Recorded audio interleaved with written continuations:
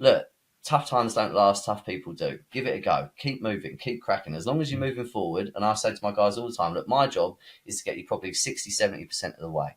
Now, what I'm saying to you is I'm not saying that you've got to be amazing from day one. What I'm saying is that if you can just get 1% better every day, in 30 to 40 days, you will be perfect. And welcome to Meet Your Inspiration podcast with Meri and Rich. Here we're talking about inspiration, motivation, and empowerment. Our guests are ordinary people who became extraordinary, and we're sharing their experiences. We want to empower you to become the person you want to be and to go beyond your dreams. This morning we've got a very special guest, Dan. Dan is a serial entrepreneur. He's got many businesses and he's a mindful of incredible information and incredible ideas and a real inspiration. So Dan, welcome to the podcast this morning. Brilliant. Thank you very much for having me, guys. I really appreciate it. Thank you for coming. We want to learn a lot about you and your businesses, but we need to start back in the time. And just, can you take us back when you finished secondary school? Finished secondary. Which path did you take? So when I finished secondary school, I didn't know what I wanted to do, if I'm honest. And I actually sat down. I was in my mum and dad's conservatory. My mum had her friend over, and she said, "Well, what are you going to do, Dan?" And I went, "I've no idea. I genuinely have no idea. I don't know what I want to do."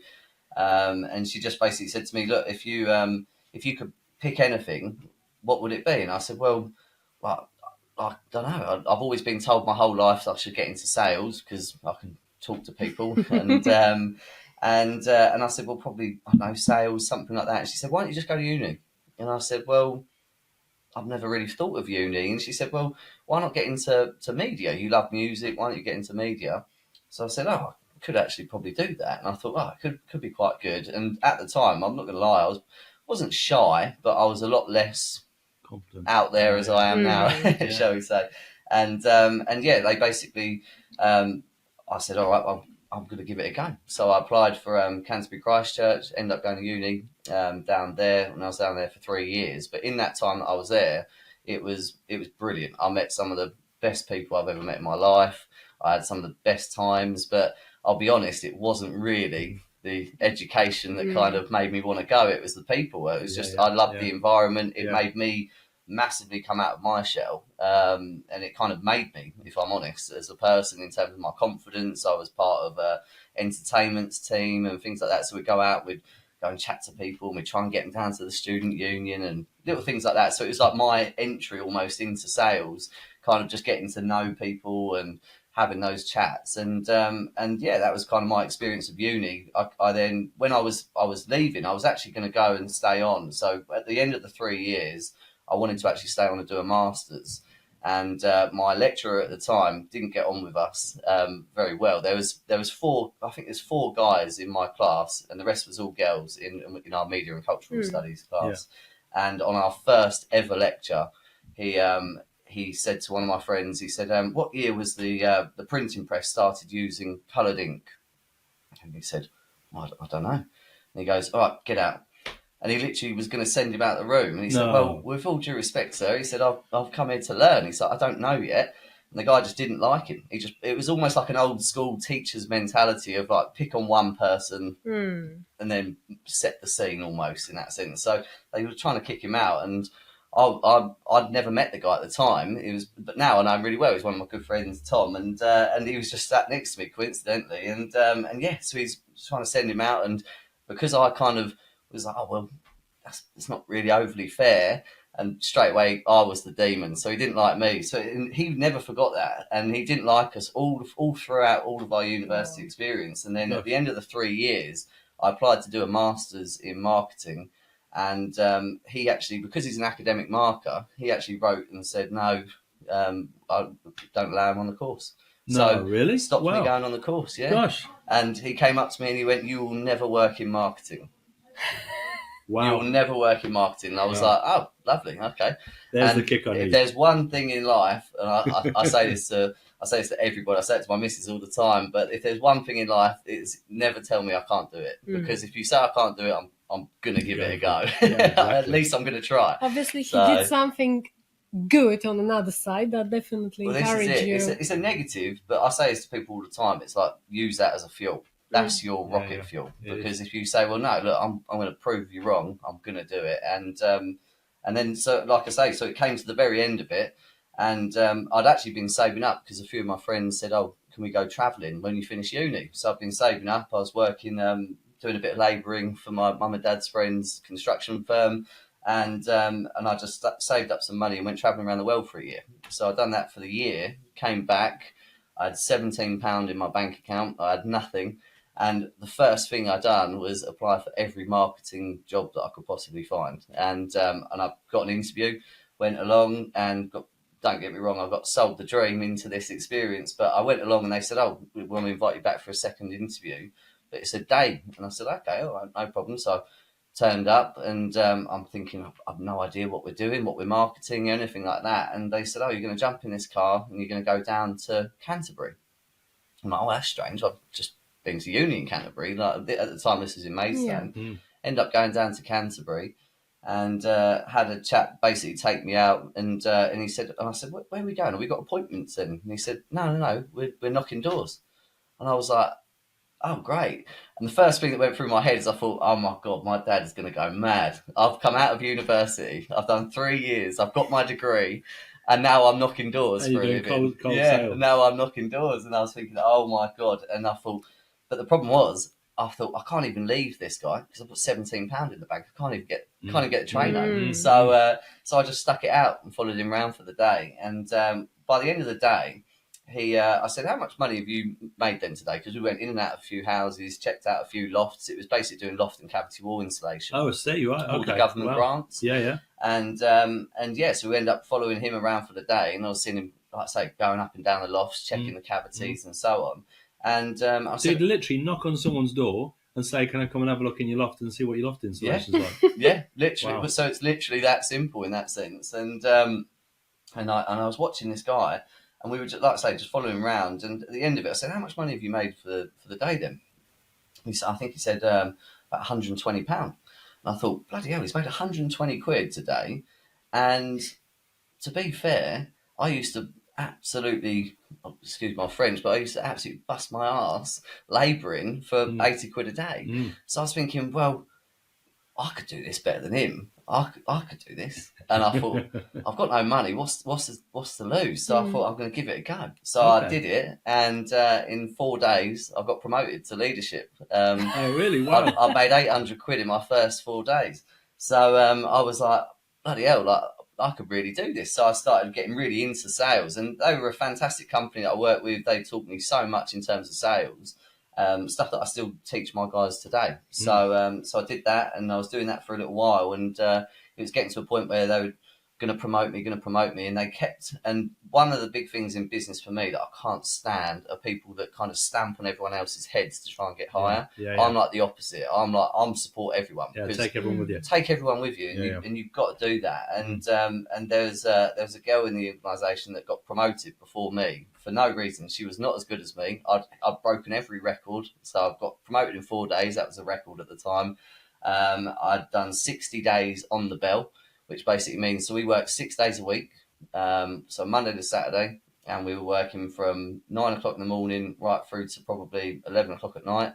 Wow. Getting up the next day, and it was manic, but I loved it. I just loved it. I got really involved in it, and I built a big team, and they were all doing really good as well. And unfortunately, they just never promoted me to that assistant manager role. There can't be many houses in Canterbury that haven't got loft insulation after you guys. Well, it was really funny because when I was driving here, I was driving through Sittingbourne, and as I'm driving through, I'm like, oh, I remember signing that one up. I can genuinely remember it even now, like the roads, and I can remember certain houses and stuff. But that was it. It was a really good time, and we really enjoyed it. But eventually, I got headhunted by a guy who recently come into a lot of money, and he decided to open his own marketing company up, and he got his own client, and he said, look, if you come to me, I'll put it in a contract that if you can do 250 sales in a week for 2 weeks, then I'll promote you to have your own office, and I'll pay for you to get your own office set up and so on. I said, okay, all right, brilliant. So I just left. But when I left, then a lot of the people that were there were like, well, where are you going? Why are you not here? And so on. And I never poached them in that sense. They just literally said, no, well, we're coming with you. And they all left. Well, not all of them, but a lot of them left and actually joined me at this new company. And literally 3 weeks later, we'd hit 250 in a week twice, got promoted again, essentially. And he basically said, look, you can go to Essex. And he said, that can be your area. Wow. So I moved there. At the time, I had probably 25 guys down in Ashford. Moved to Essex, and when I went over there, I went to Southend. Yep. And when we went to Southend, I thought, oh, good, I'm going to take 25 guys with me. This is going to be phenomenal. And the guy went, no, you can only take, I think it's 5. And I was like, oh. So I've already built up this team, but I can only take 5. So I was like, a bit annoyed, but I thought, all right, whatever, let's get it going. So we went over there, and we went from 5 to 48 guys in 6 months. Trained them all up. It was brilliant. We had all ages. I had girls that were 16 years old, all the way up to guys that were in their 50s, 60s, that were all out knocking doors every day. And the reason why I referenced the 16-year-old is she was lovely. She's a really lovely girl called Amy, and she was doing really, really well at the time, and so much so that her dad actually inquired and was like, "Look, what on earth is she doing? Because she's making more money than me." Because she was doing phenomenal, and so it was really good. We were all really loving life down there. We were doing really well. We were doing about 400 odd apps a week, so we were doing really, really well. And then unfortunately the guy basically was viewing it like, well, I'm paying Dan so much money every month, every week to ultimately do this, and it wasn't very nice, but he chopped me and thought, oh well, I'll put someone else in there and they can run him at whatever, a quarter of the money that he was paying me at the time. And just basically pulled the rug from underneath me, took the bank account off me. Wow. It turned out that I was a secondary user of the bank account, not the primary that he'd told me and the accountants had told me and all of the contracts had stated and everything. But they'd actually registered me as a secondary user. So because they were primary, they just cut me out of the account. So I lost all of the money, lost all of my money. Everything. They completely done me over, and it was 2 days after I found out I had a little baby on the way. So I was like, it was like everything coming at once. So it was an absolute nightmare at the time. But in the end, I then moved again back from Essex because I thought, look, let's get back to Maidstone, be closer to family and so on. Moved back to Maidstone, opened up another marketing company there. And a lot of the people from Essex actually moved to Maidstone as well. So they then followed me again. But then you open your own company. Yeah, so I then opened my own company with my own client. And I thought, well, we'll do it this way. So I've done it that way. And again, my biggest flaw in life is that I trust people, because I put a lot of faith in people, because I expect, because it's the same way that I would do it. If you put faith in me, I then take that role on. Do you see what I mean? So it's probably my biggest downfall is that I'm very trusting, but at the same time, it's because I know that they have the potential to do that. Do you see what I mean? Yeah, so exactly. That's kind of like how I wanted to do it. And at the time, I took this other guy on. And I said, look, he had a little team, and I said, look, I don't care. I'm not greedy. I'm happy to do it half and half. Let's just blow it up together, and we'll do it together. And so he came on board. And I trained up all of his guys. They all started doing really, really good as well. Everyone was doing really well. Is this the same business again? Exactly the same business, essentially, in terms of loft and cavity wall installation. Yeah. And then, ultimately, I then found that he was paying people more than what he should, because they were family relatives of his. I found that he was basically doing some bit of shady stuff, and I wasn't overly happy with it. And then that kind of crumbled. The government kind of started saying, "Oh, you can do that side of the road, you can't do that side, and you can do all the odd numbers, you can't do the evens." So it started becoming really difficult. And and right at the very end, our client then actually ended up knocking us for 4 invoices of about 40 grand each. So we were in a real dire straits. All of the guys were expecting to be paid, so I just end up paying them out of my pocket, getting them all sorted, because they've all got bills, they've all got their rent to pay and mortgages to pay and kids to feed. So I'm not going to do that. So I've paid them out of our money, but I said, look, I can't continue doing this if the client's not paying us anymore. So in the end, I had to call it a day, and I just was then at a point where I wasn't really sure what I was going to do. I was just going to go into marketing somewhere else, and I randomly had a phone call from a guy that I went to school with, and he said, "Oh, you're in sales, aren't you?" And I said, "Yeah." I said, "I've been in sales for years." And he said, "Well, could you come and have a look at my business for my sales guys, because they're not doing that great at the minute." And I said, "Yeah, fine. Like, let's have a look." So I went along and got to know all of those guys. They kind of went through everything with them, and I kind of helped just little tips and tricks in terms of what they could do. But I said, "Well, what is it that you're specialising in?" They said, "Oh, we deal in emergency buttons." And I said, "Okay, all right. So what's that? Is it just a button that kind of they can press and get help?" And he said, "Yeah, exactly." I said, "Well, all right, I'll come out with you and I'll watch you go through a presentation." And I'll be honest, I went out. There was no structure to his sales process at all, but he still signed the lady up, and I thought, "Oh my god, like this is actually a really good product." Was he quite passionate about it? He was. He's really passionate about it, and the problem was that he was absolutely brilliant at motivating people, getting people to do well, and so on. But it was just ultimately, I think there was just not as much structure around it as such. So for me, I then kind of came in with a little bit of a structure, and they ended up doing really, really well. But the problem was that they were doing really well, but with the money that they were making, they were also spending out at the same time, and it kind of, after a couple of years, 2-3 years, it kind of started failing. And all of the guys that were working in the office, by this point I'm working in the office with them, and all of us unfortunately didn't get paid. It was getting to that point where the bills were just getting too high. Because it was just taking too much money out it of was business. Just they were getting 50 grand a month coming in and having to spend out 60, and that can only last for so long in a business. And unfortunately that was when staff then started not getting paid, me included, and so on. And in the end, it was a case where everyone was like, "Look, Dan, why don't you just do this business?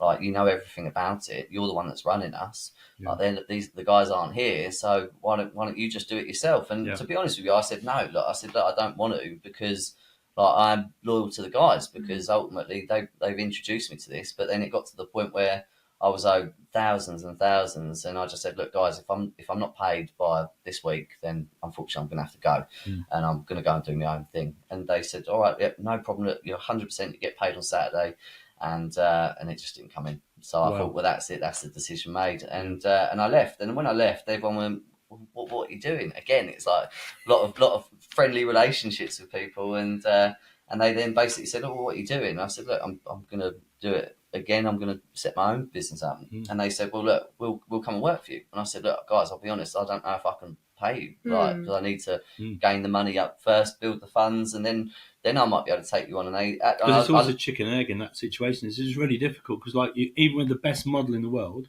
and even when you know that you can pull in the right people, the hardest thing is to have that initial bit, because as soon as you start getting the sales, the money is then back flushing to pay the individuals, exactly, which is great. But there's a delay, and sometimes, I mean, that's like, if you can do it in a business and you can almost get the money up front, but you can't get the money up front when you're starting up a business. And it's really tricky, because you need that initial cash flow just to give you like 3 months, 4 months, and then as soon as that's up and running, then you're away, aren't you? Exactly that, and that was my big thing, is that I never want to let people down. Like, my thing is, it's almost like my personal brand. Do you see what I mean? I think of everything in a business in like, it's my personal brand. So I want people to understand that if I say I'm gonna pay you at the end of the month, I'm gonna pay you at the end of the month, and that has always been my kind of ethos in business. And for me, it was all. And I'll be honest, and I'll say, look, I don't know if I can do that. And there was about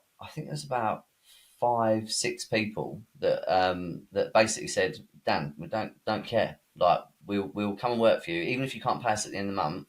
It's fine, because we know that you'll make it work."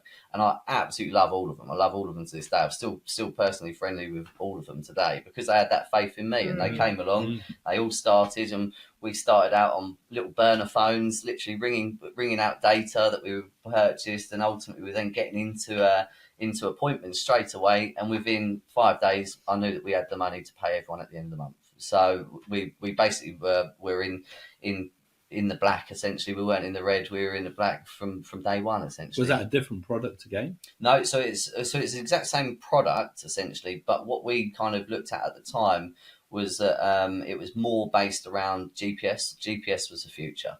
In that industry, a lot of people in our world, we call it lifelines. So you have a lifeline, the little buttons that people can press. Yeah. You're probably familiar with them, Yeah. but the problem with a lifeline button, and this is something that we try and educate all of our customers now and all of our sales guys that they explain it, is that a lifeline is great in lots of ways because it can gain people assistance in an emergency situation and so on. But the problem with it is that, say, for instance, somebody has an accident, they fall over, they hurt themselves, they go to hospital. The hospital then feel like they're doing a duty of care by saying, well, look, we're going to get you a lifeline sorted. The problem is that they get them a lifeline sorted that only works in their home. Those people only feel safe in their home. Yeah, So they then won't a lot of them will not leave the house again. So I'll give you an example. We've got one customer of ours. She had a really horrific car crash and it really shook her up. She didn't leave the house for 3 years afterwards because she was just really scared to leave the property. Now, she had an in-home, what we call an in-home lifeline. At the time, we went out and we then explained about our buttons, how they're GPS, and you can take them out and about with you, and it can give you that independence and give you that freedom, because ultimately, worst case scenario, even if she's out and about and she's shopping and she has an accident or a heart attack or anything like that, she can just press the button, it will pinpoint her location, and then we then get her some help out straight away. So we communicate with her through the device, so whether that's a watch and you can chat through the watch, or you just press the button and you just speak through the button. So we would then ultimately establish that she's okay. So she said, absolutely loved it, because she said, well, look, that will give me the confidence to get back out. She's been a customer of ours now, I think probably 4 or 5 years, and it is amazing because you start to see her as a person. She'll then start turning up in town in Maidstone, and she's actually come to the office a few times just to come and say hello to us, because she loves us, because it's given her so much more freedom and independence. And the beautiful thing about it was that at the time she got a new partner that lived over in Tunbridge Wells. And she said, it's changed my life. She's like, literally changed my life, just having that button. And that is one of the biggest reasons why we do it. Can you explain to me a bit more about that? So what it is it something that portable button, or it's so something it's just installed on your phone? What it is? No. So it's a completely individual device in that sense. So it's just a little watch that people can either pop on their wrist. A lot of the men love the watches because it kind of alleviates the stigma of wearing a button in that sense. A lot of men don't like it. And I can say that because I'm a man. It's full of pride. That's why we don't like asking for directions and going to the doctor and so on. But the reality of it is that it's really inconspicuous. So it's just a little watch. And then we also have buttons that, like I say, people can wear around their neck. They can pop it in their pocket, put it on their belt. So, but they're primarily, it was the marketplace is the elderly demographic. But the problem within that demographic is that ultimately we kind of need to be able to get into them and have a chat with them and explain it and give them an education. Now, lots of our competitors, if you rang any one of our competitors and asked them, can you tell me a bit about it? They can't tell you anything. But what they can do is they can send you a brochure, or they can send you a leaflet, and that's it. Whereas with us, we'll send a person. So we always say, look, we'll send a walking, talking leaflet that can answer all of your questions.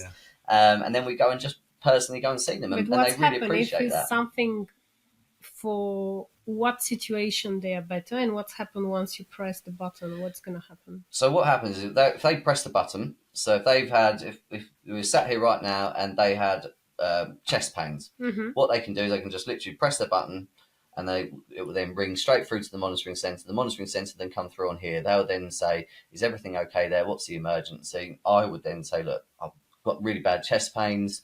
And they'd say, okay, no problem at all. We're going to get you an ambulance out. Sit there, stay calm. Don't worry, we'll get everything sorted. What they then do is they then get in contact with the emergency services on a different screen. They can then ultimately authorise for an ambulance to be sent out to the individual. The beauty of their processes, though, is that they can actually then tell them everything about me. So that can include my medical details. It can include any medications that I might be on. So if, for instance, I might be allergic to penicillin and all of those really important bits of information, the ambulance get notified of all of that information, as well as the customer's what we call key safe number. So they'll take a key safe code, which they can then ultimately then turn up to the property, because if the person's incapacitated to the point where they can't get to the front door, they can't answer that door, by law, the ambulance service are not legally allowed to knock the door down themselves. So they then have to then radio through to the police.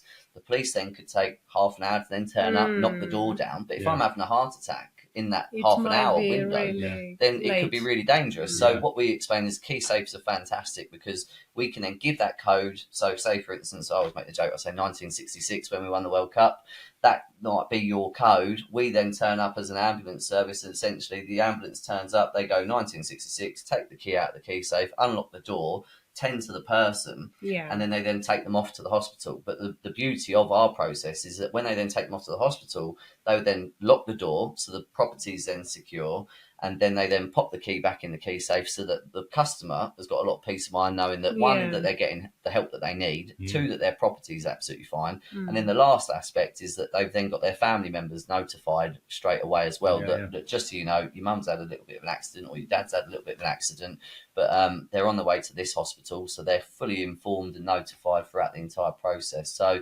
it's a great bit of kit in that sense. I never heard about this that exists. Really? Well, this is it. A lot of And this is people incredible. aren't aware. It's incredible. I know how good it is to know all these emergency phone lines, but as you said, sometimes people just don't have the time, or they can't feel, or they can't go to the phone. And this is just amazing, just a button. But is that just obviously for health-wise, or is it something that can be implemented, me as a woman, going out and not sure if... Well, this is the thing. Our little slogan that we have is anyone, anywhere, anytime. Because it's not a case of age. It's not a case of where you are. It is But what's happened if you're on the street in the evening and you feel that something is not safe? Here we don't talk about health.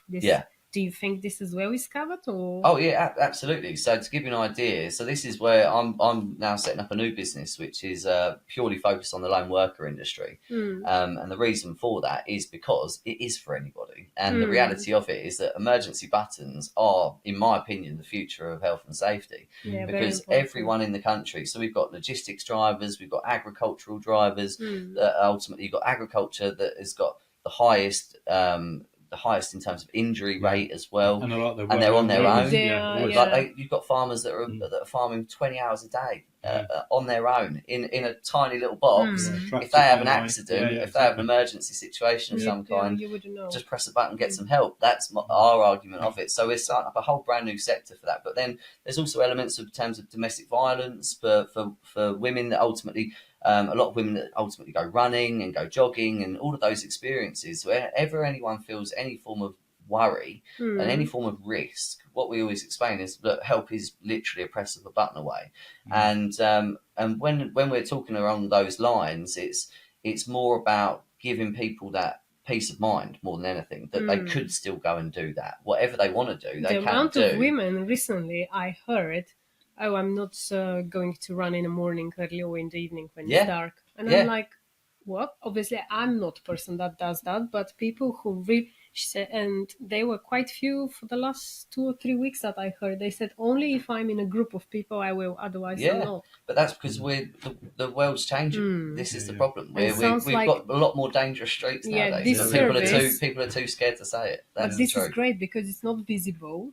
Too much people wouldn't know, obviously, whoever is... Exactly that. And the beauty of it is that they can press it and they can say, look, police, they can get the ambulance, they can get the fire service, they can even get the Coast Guard. That's the beauty of it. So even if someone has an emergency situation when they're at the beach with their kids and their kids gets pulled out on a lilo and they go a mile out to sea, they can still even press it and say, look, I need the Coast Guard. And that's the beauty of it, is it is whatever the emergency situation is, it can be dealt with. So from our perspective, it isn't just an elderly sector, and we've really tried hard for years to kind of get people to understand that it is for anybody. So we've got young kids that wear these buttons every day. We've got a lot of parents that worry about their kids. We've got one lady that her son was going off to university in London. She was so worried about him. She said, I don't care. I just want one for my son. She said, just so I know that he's okay. He didn't want it at all. Don't get me wrong. He didn't want it, but he's got it. And ultimately, if he has an accident, an emergency, but in the meantime, it's the other thing, because some people are getting a bit annoyed if they will be tracked all the time, especially young kids. It's like, I don't want you to... I mean, I've got a young boy. I wouldn't stay and track him all the time, but it's good to know that if they are on the Exactly different that. place So, or they're safe. But this is good because well, you don't track them. yeah. But in the meantime, you know that in case they need help, they will get it. So Exactly that. And what we try and explain to people that are worried around the tracking side of things, because it is very big brotherish in that sense, I completely get that. But what we try and explain for people is that on our app, on our portal, you can request location. So obviously, if people are authorised to view the button, so we've got family members that might authorise to actually view the button, they're not constantly looking at where they are. But if they could literally say, look, if for instance, well, I don't know, they're a bit concerned about them. They can't get hold of them. They've rang them a few times. They can't get hold of them and so on. They could literally just request the location and it will then just show up on the device where they actually are. So it's not a case, and there's other elements to it which are really nice. So there's like Alzheimer and dementia elements to it where we can actually do what's called breadcrumbs. So it actually leaves a little trail as to where they've been. So it's really nice. I say it's nice, but it's a nice feature, but in an unfortunate environment. So I'll give you an example. We had one chap who walked his dog in the morning, and he went out at 6 o'clock in the morning, taking his dog for a walk every day. Ended up going through the woods, got really lost, and ultimately ended up walking out the other side of the woods, where he was so discombobulated. Essentially, he walked back to his old house that he lived in 30 years before. He's knocking on the door, going, "What are you doing in my house?" And they're going, no, this is our house. And it was just purely because of his Alzheimer's that he just felt that he was still living there, unfortunately. Wow. But the beauty of it was that the family were then able to then go on the app, look at where he was, and saw the breadcrumbs where he'd been walking along. But he'd ended up getting lost. He was out for hours, and he ended up getting hypothermia when he got back, because he was really, really bad. But he was just so confused as to where he was going, bless him. But the beauty of it, because he had the device on, they managed to find we him managed to quicker. find him. So that's kind of another positive that can be ultimately used around the tracking element of it. No, it's wow. I'm really, I didn't know. And what's the product called? So we've got a company called TED Alerts. TED Alert are the buttons themselves in terms of the elderly sector, and I've just set up a new company called Button, which is just BUTN Button, which is for all, which is lone workers, and we've got some huge collaborations coming at the moment. We've got some really good clients on board, because anyone that's ultimately health and safety focused. I'll give you an example. We're currently talking to a company based over in Dubai. Now, everyone has an issue with the Middle East. A lot of people, in terms of their human rights and so on, in terms of the safety element, it's not very, shall we say, it's not the highest degree of health and safety out there in some cases. So the beauty of it is working with clients now to actually improve their health and safety, even abroad. But the concept's not there at the moment, as far as I'm aware, in terms of the research that I've done. But what we could do is we could open up a whole new country to understand the benefits of buttons and how they can work and support people. So the beauty of it is that lone workers buttons it's a very big growing market, because ultimately people are becoming a lot more health and safety conscious. But what I always try and explain for people is that for me, it's almost ample health and safety, because people get the hump with health and safety. They don't like it. They go, I've got to do that. And anyone you go to any construction site in this country right now, you will find someone complaining about health and safety. But the way that, and I'm partnered with quite a few health and safety companies. One of the things that they always say is, one person, I won't name names, but they said to me, with health and safety, what you always have to remember is that one idiot done it. He said, so no matter how stupid you might think that rule is, it's because someone done it. And he said, so the reality of it is you have to kind of view it in that sense. So they're not just doing it for a laugh. They're doing it because someone's genuinely had an accident, or they've seriously hurt themselves, or they've died in those workplace environments. And where I'm working, we had a few months ago a health and safety day. And I remember a few years ago when they always been very conscious about health and safety. And very often about some of the rules, I was very like, what's that? That's super stupid. That's elemental. Everybody knows that. And after they've done a health and safety day where we've been introduced, we watch videos, we've been through different things. And honestly, I changed my mindset so much about that. And I was like, okay, now I get it, the point that it's not just where you talk about health and safety and people are like, oh, I'm working in the office and that's not going to happen to me. You never know. And It's not only about the office. You walk on the street, you go on a site, or doesn't matter. And this is really true that always, obviously, someone did something stupid that affect, unfortunately, either them, either some Yeah. people around them. Yeah. And yes, some of the, honestly, videos I watch, I was totally changed after that. And I'm like, Yeah. okay, yeah, this definitely makes sense. So It health can and be safety shocking. is really important. It's really important. But the thing is that we want to try and make it so that people don't view it as a negative. Because Yeah. the way that we look at it is health and safety in one thing. So Yeah. it's just changing one element of a worker's daily life in the sense that they have a 24/7 emergency button. So for me, I look at it almost like an employee perk. Because the reality of it is, if it's their button, the company has said, look, we're going to protect you 24/7 as an employee perk. So the reality of it is, if they then have an accident at the weekend with their wife and kids, or they have an accident, they have a car crash, they can then still go, press the button, need an ambulance. They can still get that support for not just themselves, but their family members, their And this friends, is a proper anybody. employee perk, if And you that's ask me, because for me, if I work for a company that invested in a button, that paid for that monthly to ultimately have someone sat there 24 hours a day, for me, if I then press that and it saved my life, saved my wife's life, or saved my children's lives, I'm going to be thanking that company for the rest of my life. Because they actually provided that service. So for me, it's not a case of it's not a negative. For me, there's no negative. It's a win-win because it can protect the employees, but ultimately it protects the business as well because they are providing ample health and safety, and they're giving that out to all of their employees that they then might be in a potentially dangerous environment. But what it also is that we're in a different world now. So I support a football team called Millwall. You might have heard of Millwall. I've heard one of my son's friends are big supporters. Yeah, I absolutely love Millwall. And the thing is that one of our goalkeepers, about, what was it, probably 6 months ago, only a young lad, I think he was 26, 27 years old, dies of a heart attack. So the reality of it is that we're in a different world now. And no one likes to address the elephant in the room. But the reality of it is that young people are dying. And it's not a case of just old people that are ultimately passing away from heart attacks anymore. So the reality of it is that it is a button for anybody. And the reality is that there's always a risk. So even the whole element of COVID, people then working from home. So people that work from home, a common question that I'll say to people is I say, okay, well, did your employer do a risk assessment for your home? Go, no, because no one thinks like that. You think, well, it's your home, it's your safe place, and so on. But the reality of it is that if they then have an accident at home, there's a potential lawsuit there. Could potentially happen because if there's some way in which the work that they were actually doing for that employer was in some way, I don't know, it could be a work laptop.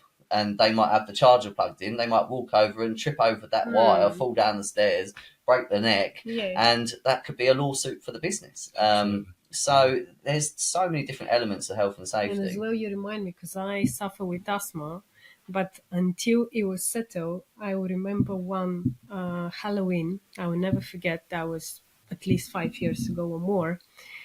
I rushed back from work to pick up my son, and we needed to go and join his friends, which were already started the Halloween thing.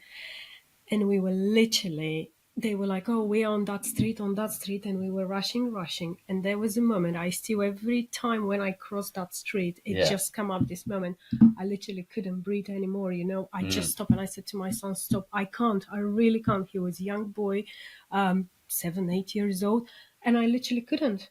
And I had my blue pump, but in the meantime, in my head was absolutely shocking thing. I said, what's going to happen if you fall down now and he's with me, dark on the streets? Absolutely. It was awful. And imagine things like that as well. This could be a help. At least someone can be on the other side and at least help you with little things. So you know that even something happened with you, if you are with a child, it's a brilliant. We say to people really often when we go out and we visit people in their property and we'll just sit down, we'll have a chat with them. We'll have potentially someone that is not very well. There might be a lady that might be bedbound, for instance, and you've got a husband who's a carer. Now, the husband, he will be so thoughtful for her. All he will think about is her. And we meet these people every week, and they will be going, look, I really worry about her. I really stress about her because I've got to be here. I've got to help her and support her and so on. So she really needs this button. And that's how their brain works, is that they go, she needs the button. But the reality of it, what we always try and educate them on, is actually you need the button. Because the truth of it is, if you have an accident, if you have a heart attack or a stroke, or if you were rendered incapable of speaking at any point in time, you press that button, you can get the help. Because if you're incapacitated, who's going to help her? And that's the kind of element that we try and educate people on, is understanding the benefits of the buttons. Is it's not a case for people that are really potentially unwell or in need of it, because in our opinion, anyone can use it, anyone can be beneficial of it. But the beauty of it is that if she does have an accident, or if she does have her condition worsens in any way, he can just press the button and go, I need an ambulance. So it works for both. Is it okay as well if, let's say, if you witness a crash or something, can you use it as a, if everything is shocking, I don't know, you were a driver, something happened in front of you, until you go and ring a phone, can you do it for other people, or just you can to notify that something happened? So what our potential route in the future will be, in terms of the lone worker aspect, is we're going to look into the whole security sector. So you've got security guards that might end up having these, because you've got people that will especially working 24 hours overnight as well, night shifts, in terms of all of those night guards that are all protecting secure locations. They're on their own. They have a heart attack in the middle of the night, no one else is there. I'll give you a perfect example. So there was a local cleaning company who recently had one of their ladies go into a local government building, and she basically went in, she cleaned the entire offices, and it was Friday afternoon, she was leaving, and as she's leaving, she gets in the lift to go home, she presses the button, lift starts going down, boom, boom, stops, presses the alarm, everyone's gone home. So everybody had gone home in the building. So she was then sat there until Monday morning. No. So the truth of it is that, don't get me wrong, I understand that she couldn't get hold of anybody on her phone. The beauty of our devices is that if there is an achievable network signal, regardless of whatever it is, whether it's on O2, Vodafone, EE, whatever it is, as long as there is an achievable signal, our button will work, because it works on a linear network. So it will just piggyback between whichever is available to be able to use. Whereas within, if it's set on a single network and you've got no signal on a mobile phone, there is nothing you can do.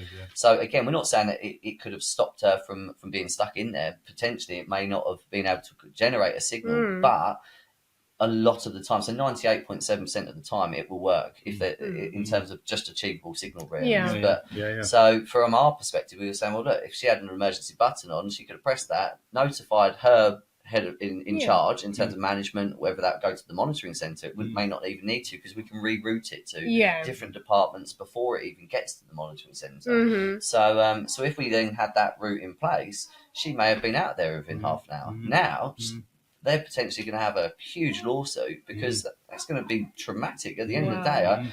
Without sounding graphic, is ultimately she's going to be in there for days. With no water, no food. Terrifying. Terrifying. God, absolutely. So, but this is the thing. She may not be able to return to work.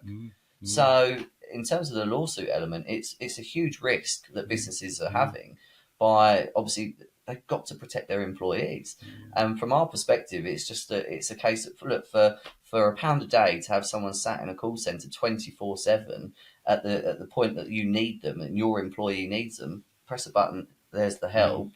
For me, it's just a part of business, and I think it will become a really big thing over the course of the next few years. That's amazing. Fantastic. Thank you, Dan. So probably now we'll have a quick word from our sponsors, and then we'll come straight back. Escape to luxury at Hempstead House Hotel and Spa, an elegant country house hotel in Bapchild, near Sittingbourne, Kent. Relax with indulgent spa treatments. Dine in style with exquisite cuisine. Perfect for getaways, weddings and events. Experience luxury in the heart of Kent. Book your stay today. Be the first to discover Kent's best events all in one free app. What's On in Kent is a new and rapidly growing app where you can find days out information, places to eat, festivals, concerts, markets, and much more around you. Just with few clicks on your phone or computer, you can stay updated with real-time info and explore events across Kent. Don't even think twice. Just download. It's free. Dan, can I ask you next? Leadership. Obviously, one of the things you're really cool on is how you lead. Now we're going to start with that, I think, after this. Leadership, I think so, Yeah. Obviously, how you empower the people around you, because that's one of the things I think for for us, it's a really important aspect. Yeah, So absolutely. It's a really important aspect for me. If I'm honest, if I didn't focus on my guys the way that I do, I genuinely I think that it would go kaput, because ultimately it is relationship based. It's relationship based. It's training. It's understanding that element of progress, and people want to progress. They want to do well. I've been there when I was young. I wanted to learn. I wanted to know as much as I possibly could. Okay, ask the question and Just let's finding that. carry on. Yeah. Okay.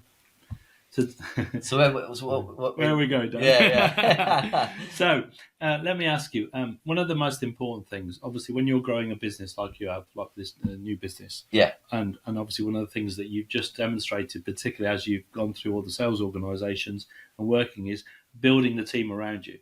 So obviously through training, empowering them, giving them positive leadership, helping them with their mindset. How do you sort of do that for yourself?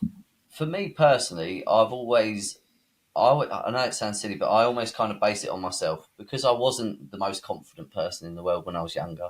There wasn't that much of, in terms of education around it. School for me wasn't very. For me, the school system is about indoctrination. It's about, you are going to become the best employee. There is no entrepreneurial mindset in public schools in any capacity. In my opinion, that's my personal opinion. So for me, when you then get a young chap or a young girl that comes out of school that is still in that learning brain, they're like a sponge. And I always use the analogy, they're like a sponge. They just absorb it. They are some of those people, if you can get them when they're young, in that sense that they're still hungry to learn and they're ambitious, they are the greatest people you can ever work with. And that's one of the biggest misconceptions, is that people think that a lot of youngsters nowadays aren't the future of business and so on. I was only referencing a little earlier, wasn't I, about Elon Musk speaking about how he's getting a lot of negative criticism for employing 19-year-olds at the moment. Like, age has got anything to do with it. It's about how well you can perform the role.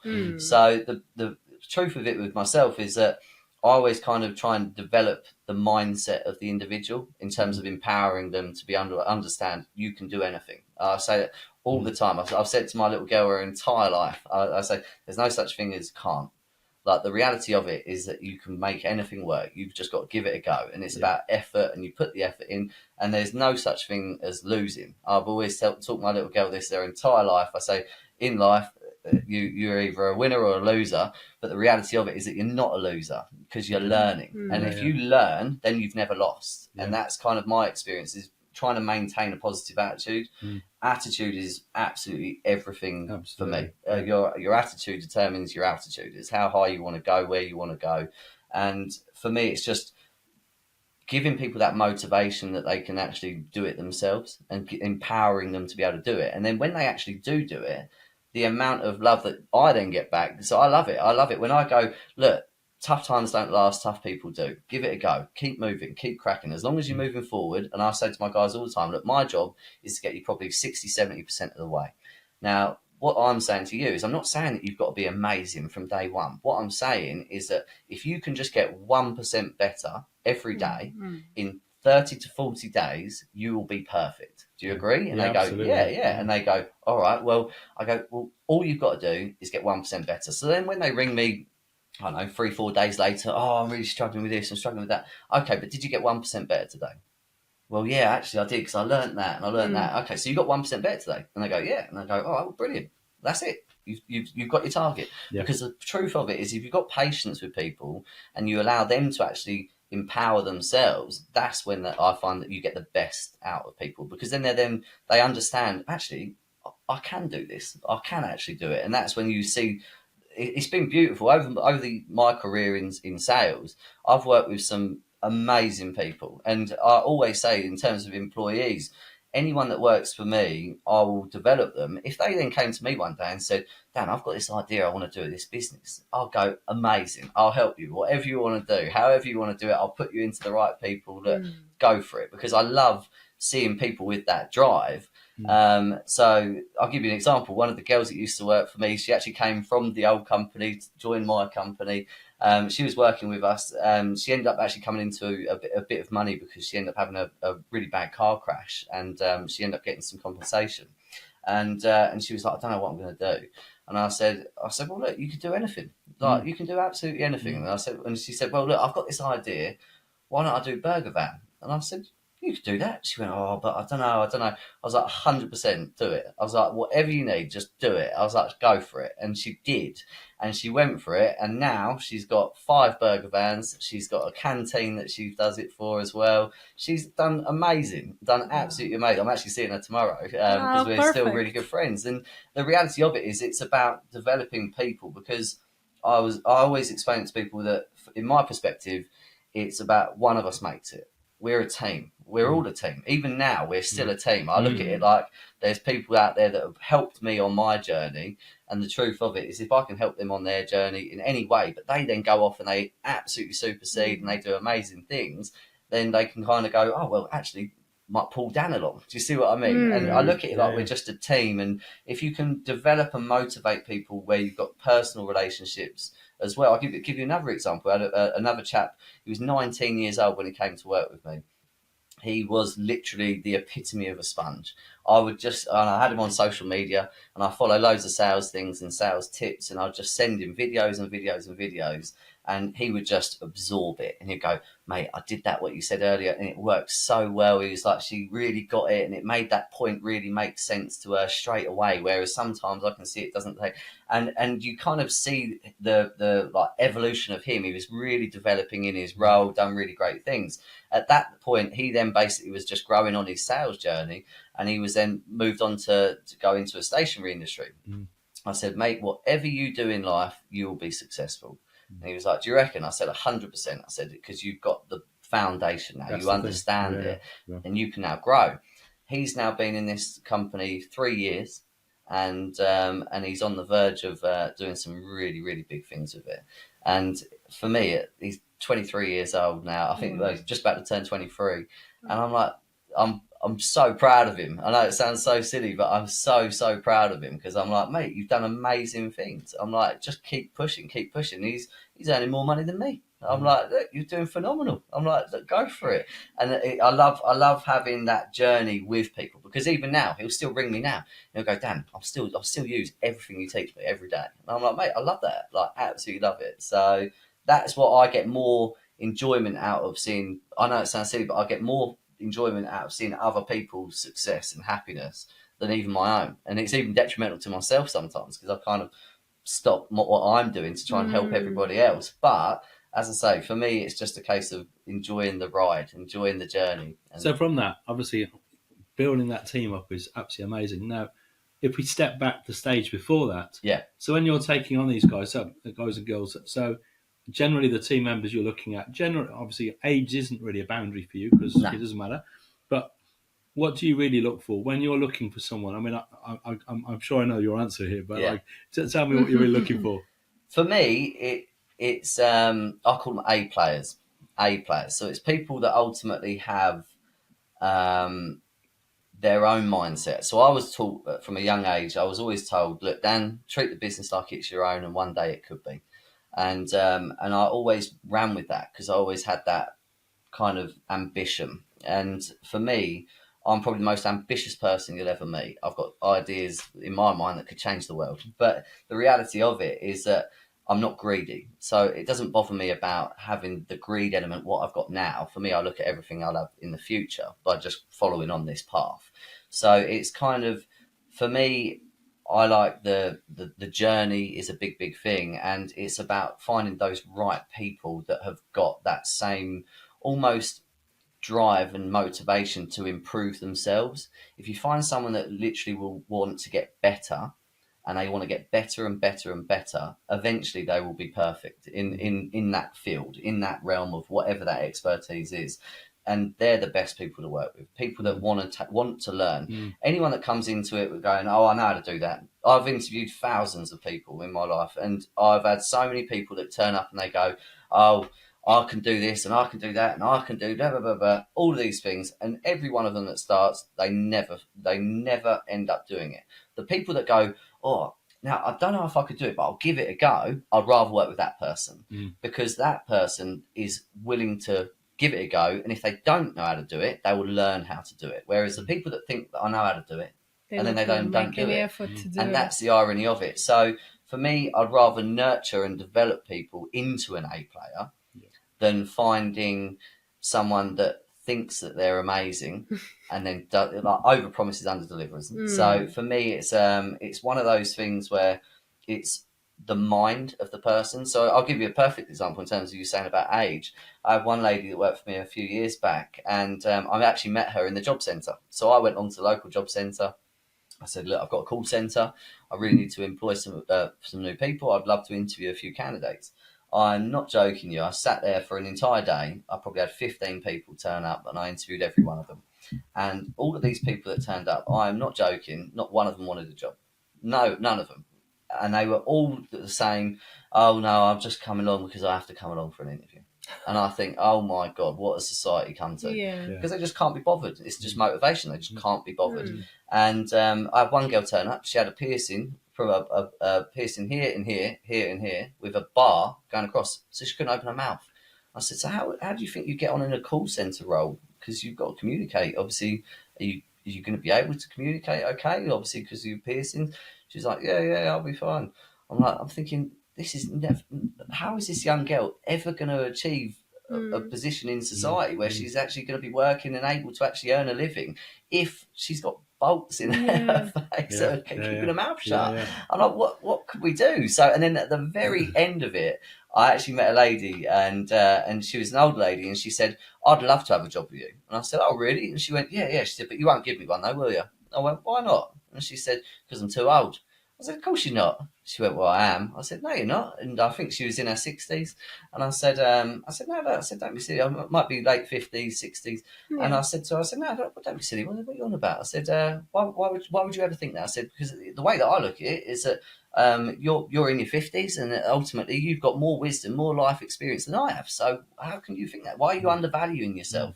And she went, well, every company that I've gone for an interview with, they just don't like me because I'm old. I said, you're not old. I said, what are you on about? I said, you go and live another 50 years. I said, what are you on about? And she said, she went, well, what, are you going to give me an interview then? I said, I'll give you an interview tomorrow. She went, really? I went, yeah, come down. So she did. And she came down the next day, and I had an interview with her, and I loved her straight away. I thought she's absolutely brilliant. She's really friendly. She's really chatty. And I thought, well, why not? And then she started up with us, and she done fantastic for a little bit of time. Then unfortunately she got a really bad back, and she ended up actually having a bit of an accident herself, and we ended up getting her a button, I think, at the same time. And she ended up unfortunately having to leave because of her back. It was just really, really bad. But it's nice ultimately to be able to meet people again that just want to work, and exactly. they're the people that you want to work with. Yeah, exactly. Yeah, it's such valuable advice. Yeah.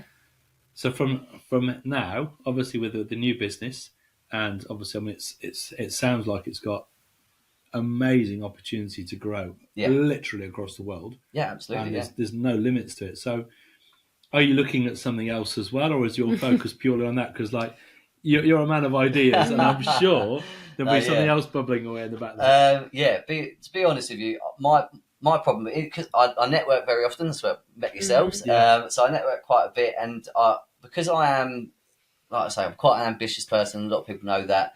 I'll have a lot of people come to me with ideas all the time, and people go, "Damn, what do you think of this? What do you think of that?" And don't get me wrong, half the time they're not very good. Half the time they're really good. So I'm like, okay, well, look, we'll have a look into it. So for me, I'm constantly looking at that opportunity to do things. For me, it's just time. Time is the biggest issue, and that's why it's the most valuable thing in life. Because you've got to be able to have the time to be able to put your effort in. My biggest problem is that I take so much that I end up spinning so many plates that it just becomes a nightmare, that you're not actually getting it to the end point. And if you've not got a good team supporting you and backing you and helping you through that journey, it can be really, really difficult. So it's kind of changing recently for myself now, where I've got a good back of house kind of team that will help me and work with me, putting stuff in my diary for me and booking the Zoom calls for me, and sorting all of those little elements of like almost administration that were kind of stopping me and stagnating me is now kind of working. So I'm able to be able to spin a few more plates, if that makes sense. But for me, I'm constantly looking for the next thing that will be big. So My business consultant, a really lovely guy called Jim, he actually introduced me to one of his clients because he said, look, Dan's fantastic at sales. You should have a chat with him, because she wanted to ultimately diversify her sales strategy. And we went into there, and we've taken her on as a client at the moment now, dealing in the ESG market, so carbon calculation. So it's all the software. It basically means that people can, rather than paying people to have them in there pumping data into spreadsheets all day, every day, some of these firms are employing 10, 15, 20 people to do this role. Some of these guys are on 100, 150 grand a year. Well, we've got software that is all powered by AI. So rather than having to have 15, 20 members of staff costing you millions of pounds a year to employ them, ultimately they can use the software that can ultimately do all of their carbon calculations for them, and it can create all the reports. It can then be put into their tenders.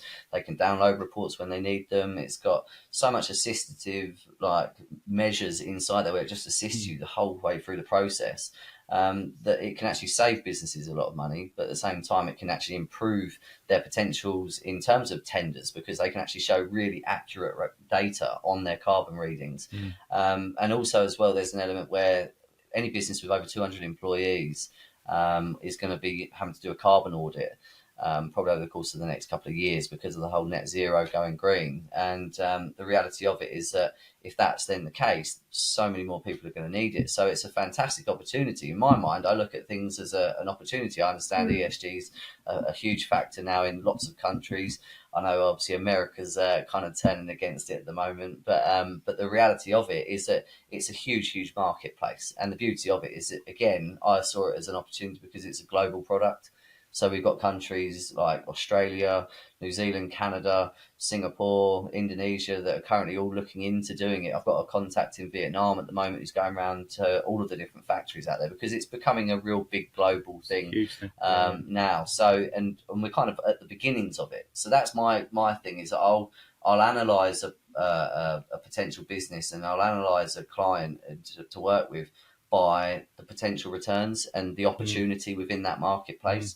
So at the moment, because of the whole ESG marketplace being so big and the opportunity being so big, that's when I go, okay, I'll give this a go. It's interesting because AI is really sort of taking over the world in so many ways.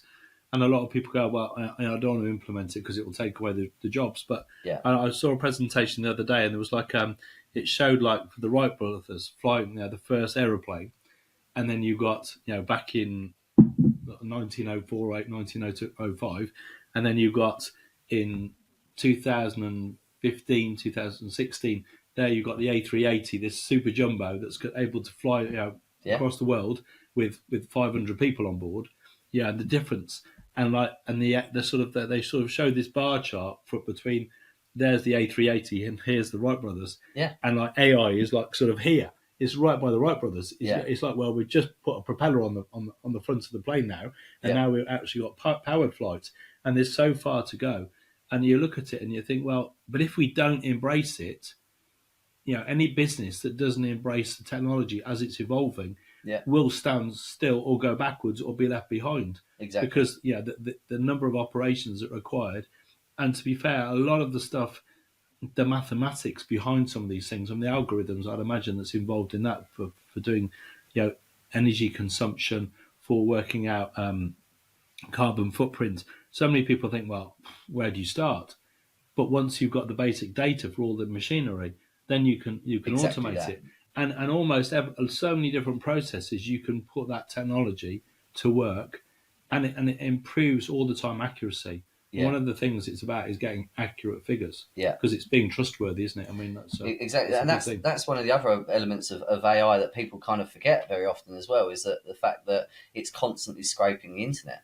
So it's constantly looking for that new data. So if that data gets updated by someone around the world that actually goes, actually, this brick isn't X amount of carbon, it's actually Y amount of carbon. Do you see what I mean? Yeah. They update that online. AI then understands that immediately. So then it can then change all the reports for every client that ever uses that brick. Yeah. So it's all of those elements of the power of AI. And I completely agree with you in terms of the Wright brothers reference, because I say to people all the time now, I go, look, you might not like AI, you might not think it's a good thing, and I get that, because there is lots of elements of AI that are probably not going to be that great.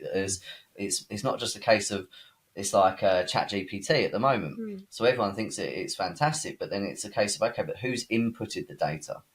Where have they got that data? Because is it taking the broad spectrum of data, or is it just taking the leftist policies of data? Do you see what I mean? Because there's an element where ChatGPT is very leftist based. So ultimately, there's elements of AI which can be manipulated. So it can be a scary example. But on the other hand, in my opinion, it's like the birth of the internet. Toys R Us is the perfect example. Toys R Us was a huge company, worldwide, globally, amazing name. But because they just didn't believe in the internet, they didn't like the fact that the internet was a new thing and they needed a website, they didn't need anything like that. Because they had that opinion on it and they weren't willing to get into it, they then got into it way too late and ultimately end up having a massive detrimental effect on their business.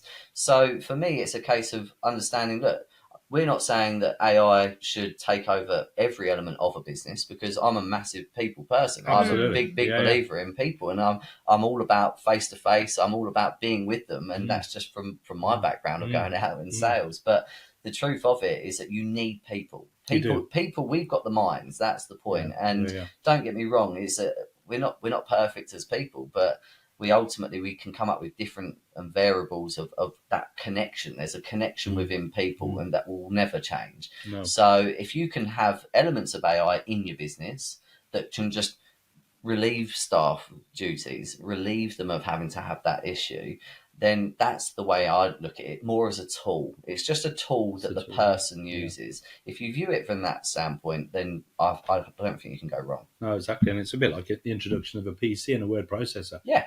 I mean, back in the day, like, someone, we've got a word processor, and like, we're going to get rid of all our typists. Yeah. But someone still had to type the information in. And even with our AI, you've still got to put the information in to get the information back out again. So it still takes thought process, careful consideration. But obviously, I mean, one of the things is through networking as well. I mean, I was thinking, well, when we network, I mean, we build contacts, and that building of contacts is vital to all of us. Absolutely. So the people to people thing, and we all, as we build the relationships, we all build that trust. Yeah. And building that trust with one another is really what makes a huge difference. Absolutely. I think within business, you have to know, like, and trust people. And it's a big aspect of our networking. I do a networking group every week, and it's what we say every single week, that you have to know them, you have to like them, and you have to ultimately trust them to be able to provide the services that they say that they can do, and so on. That you've then got faith. And the second that you have faith in one another, that's when it becomes really powerful, because ultimately you can go and you can take over the world with it, in the sense that if you can put those businesses working with one another, in my personal opinion, I look at it like, look, if I was the first one to go out and blow up, if I became the next Elon Musk, then I know that I've got 50 different friends that I could support their businesses and to bring them up and to give them clients, as many clients as that's what I would do for every one of them. Yeah. Because regardless if my personal relationship is amazing with one and not as great with another, it doesn't matter to me, because it's business. And I know that business, me giving that person that business, is going to help that person, it's going to help their family, it's going to help their friends, and so on. So the truth of it for me is that it just takes one. Just takes one person to blow, and the reality of it is that everyone else can be pulled along on the journey, and it's relationship based, because then it's nice, because you're just working with your friends, and your businesses are working with other businesses that you're friendly with, and that's the real beautiful thing is when you can get what we call it power teams. You get a good power team of people working together that have all got different businesses that can just pull each other in.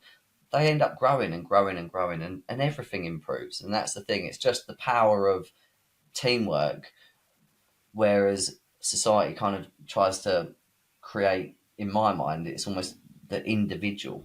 They try and make everyone so individualistic that they don't want us to be a team. Exactly. And my big thing is make that team. And you know what? It's one of the most powerful things, I think, then out of all these podcasts we've done and all the people we've met. Yeah. And I would say that all the people we've interviewed, all the people we've spoken to, they've all become really good friends. Yeah, lovely. And do you know what? It's just an amazing team of people. When you put that group of people together, and you look at their individual skills between them and the network that we've got around us, it is just phenomenal. And you think the power of bringing those people together. I mean, I think if the 31 people that we've interviewed over the last we just put over them 18 in months, one company. That's gonna be wow, what a business it would be, honestly, because it would have so much resource, so much energy, so much passion, and so much drive. Because everyone would be like, "Come on, we could do this, we could do that," and you'd know. Well, that's another aspect of networking that I love. Is the fact that they're there. They've really actually bothered to get up. Yeah. They've bothered to get up at 6 o'clock and be there at 6 o'clock in the morning. They've bothered to do that. They've committed. They've shown the effort to just even attend these networking meetings. Exactly. So the reality of it is that alone, it's just that they're showing that they're willing and that they're trying, they want to do it. And that's, if you can get those same-minded people, as you say, all together, that's where you make greatness. And that's where the likes of the Googles and the Facebooks and the huge corporations, that's how they started. That's how they all, Microsoft, that's how they all started. They all started with a tiny, great team of individuals that were great at different aspects. And that's all it takes is the right network, but working with people that have got the same work ethic as you. The biggest problem that you'll ever have in business, in my opinion, especially in 50-50s, is that if you've got one element, if you've got one workhorse and one that's in the carriage, then it never works. It never works, because eventually the workhorse gets the ump with the one that's sat in the carriage doing nothing, and the business then fails. And that's always an element of risk going into business. But if you know that you've got two workhorses, you're flying.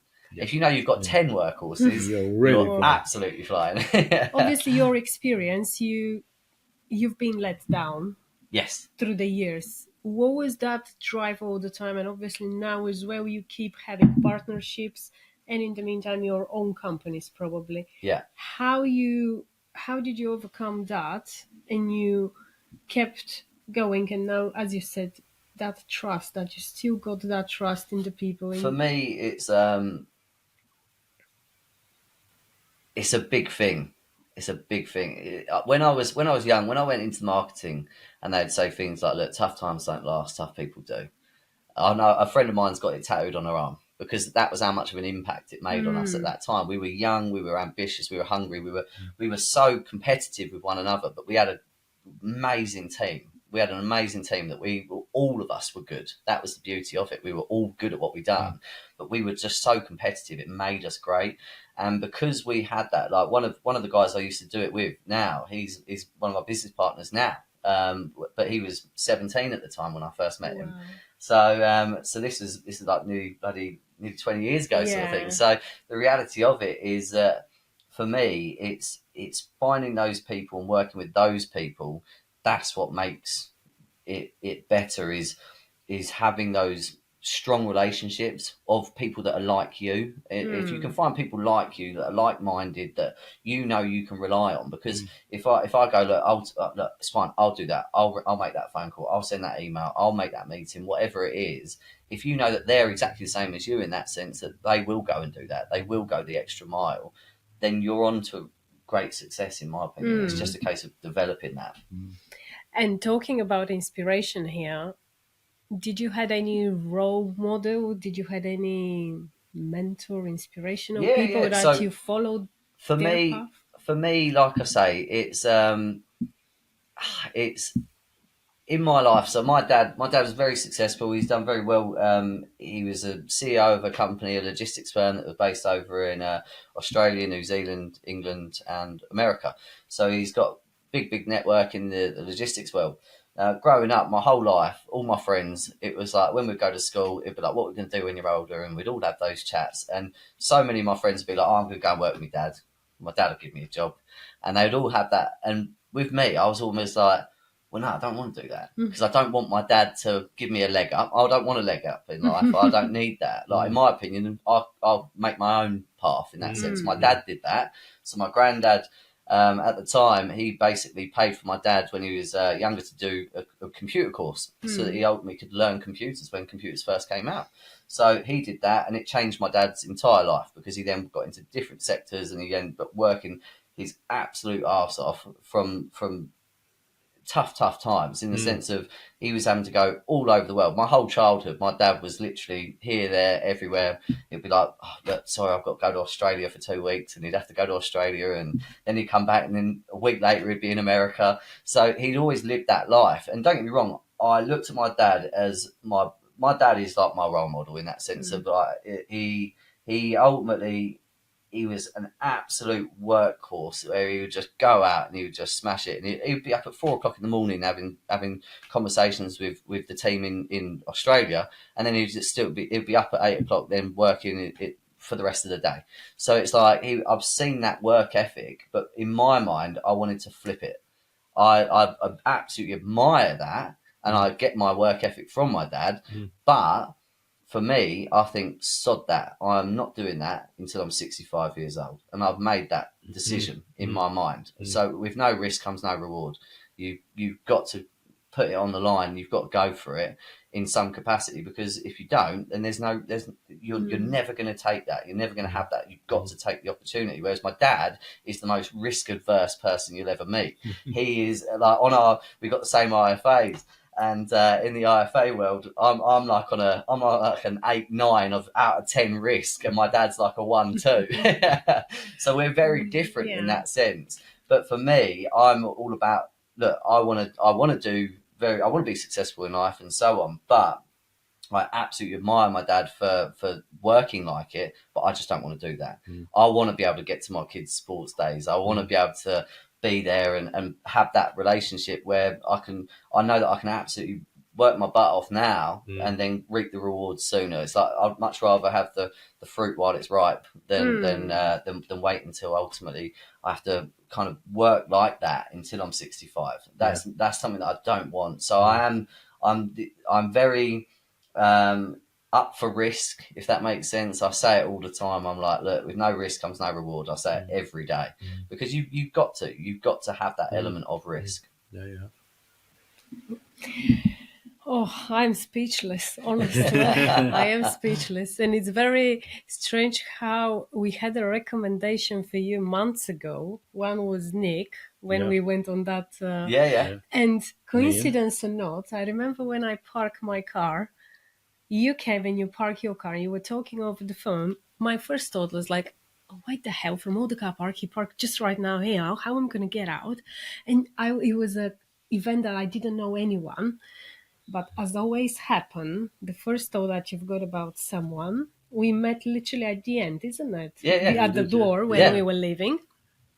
A month or two later, our common friend gave me a call.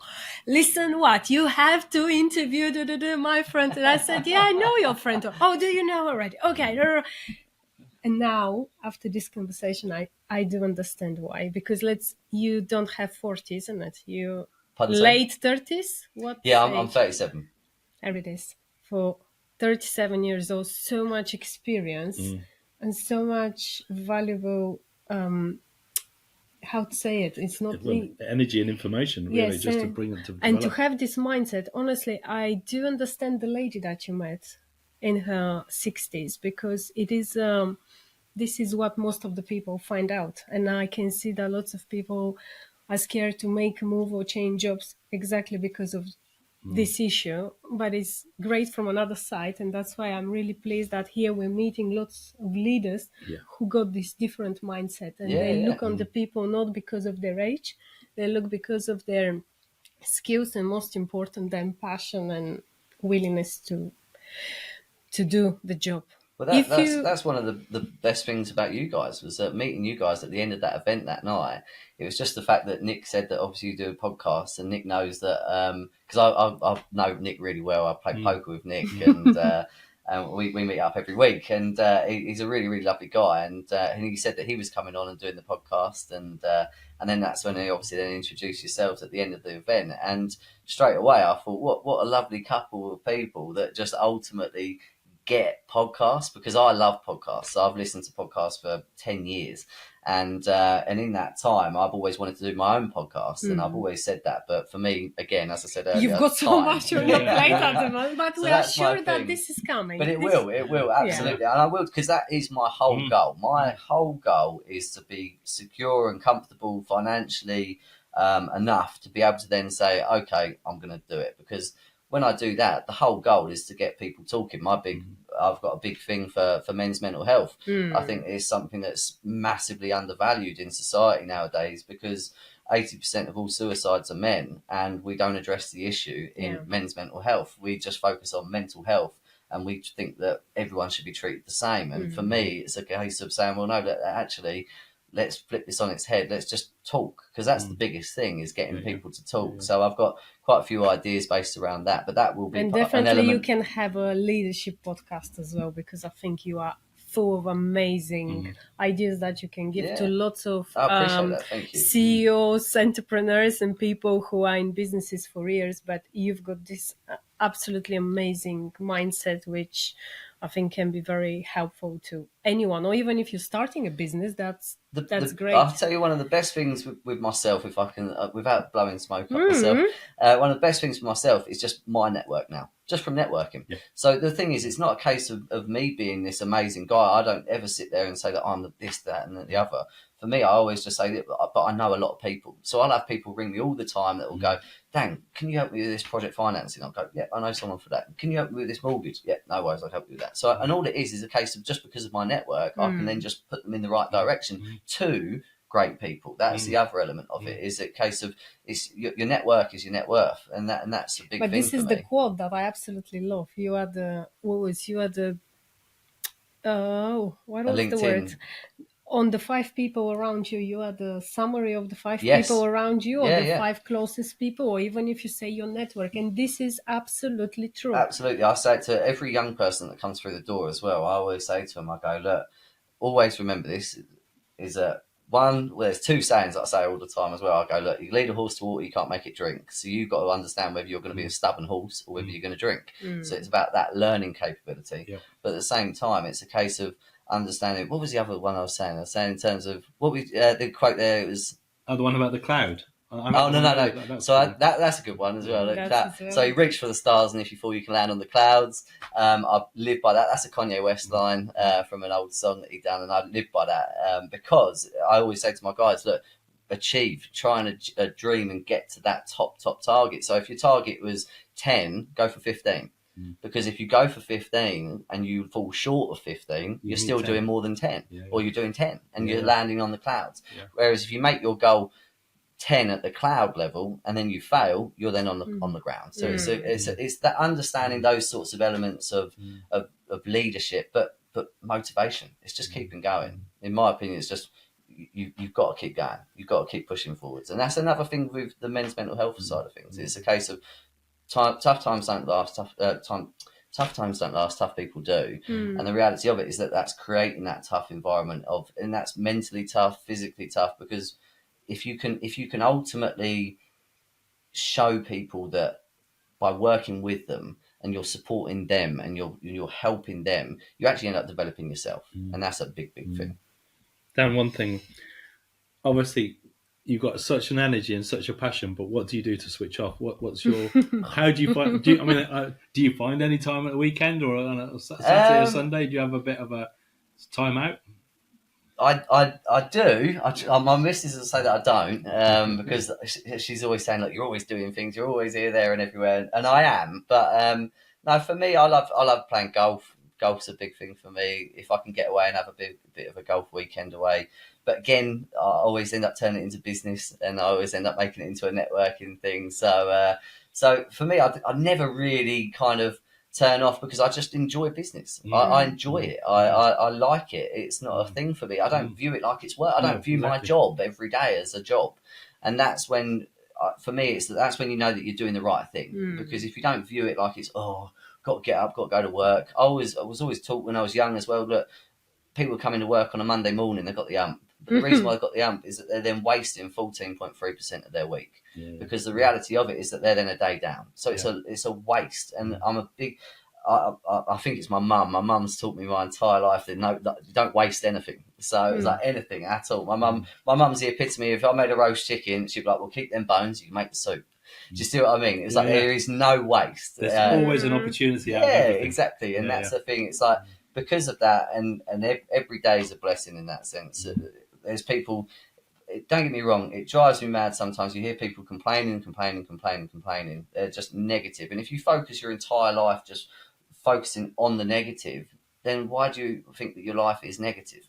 And that's an element of me. It's looking for the positives. So I will always look for a positive. So I'll say to people on a night out, I'll be on a night out sometimes and they'll be all miserable and I'll go, what's wrong? And I go, oh no. And that people have all of these things. And I'll say, look, give me any negative and I'll show you a positive. And they go, all right. And I go for it. And they go, well, my auntie's got cancer. I go, okay. But cancer then makes you appreciate life. It makes you understand that you need to value people while they're still here on this earth, because that's a big, big factor. So there is a positive in that, isn't there? And then they go, oh, yeah. So it's about how you view society, view the world. Like, and if you go in with a positive outlook, you can have a good day. I say it's like boxing. If you get in the ring and you think you're going to lose, you're going to lose. If you think you're going to win, you've got a hell of a lot more chance of winning. And that's why you've got to have that. But that's the same way that we go into a ring. You've got to do that going into life, in my opinion. It's just a case of looking for the positive. Tough times don't last, tough people do. I say to my little girl, like I said, winners never quit, quitters never win. Yeah. Because the reality of it is that, and you win and you learn. And that's it. There's no losing. And it's just having that positive outlook. And if you can be positive, everything changes. Everything. Just so my advice for anyone in terms of mental health, I've had mental health issues myself over the years. There's times where I've, like we've hinted on already, I've had some real tough times. But for me, it's a case of getting through that. And the way that I get through that is by looking for the positive. All right, look, everything's really bad at the minute, but what's the positive? And if you can focus on that positive, that's for me, it's that light. You get to that light and you keep focusing on the light at the end of the tunnel, and you'll get there, and you will get there. And the beauty of it is that then there's other people that are struggling that you'll also meet along the way, and then you'll also help them, and then you end up developing more than that. So it's like my friends now, we're like brothers, and I say it all the time, we are brothers, because at the end of the day, you've got to have that kind of brotherhood there, because when I'm down, they'll then pull me up. And when they're down, I will 100% pull them up. So it's a case of working with each other. As I said earlier, the team element of it as not being an individual. It's a case of being with each other and working for each other. That's the big thing. Amazing. I'd like to say a big thank you for your time. No, thank you so much for having me. I sharing really so appreciate much important stuff. And great business. These buttons the day I get my podcast set up, you guys will have to come on we will as well. be there. And we will. Thank you very much for everything. And wish you all the best in all the ventures that are coming your way. And keep inspiring people after you, because this is important. After today's interview, I can fly away. So let's see what the day will bring. Thank you, Dan. Thank you very much. And thank you to everyone for watching today. We hope you really enjoyed today's episode. If you're watching on YouTube, please do give us a like, first of all. Please do subscribe to the channel. And if you're watching on Spotify, please do give us a follow. We hope you have a really great day. And we look forward to sharing another episode with you very soon. Take care. Have a great day. Bye-bye.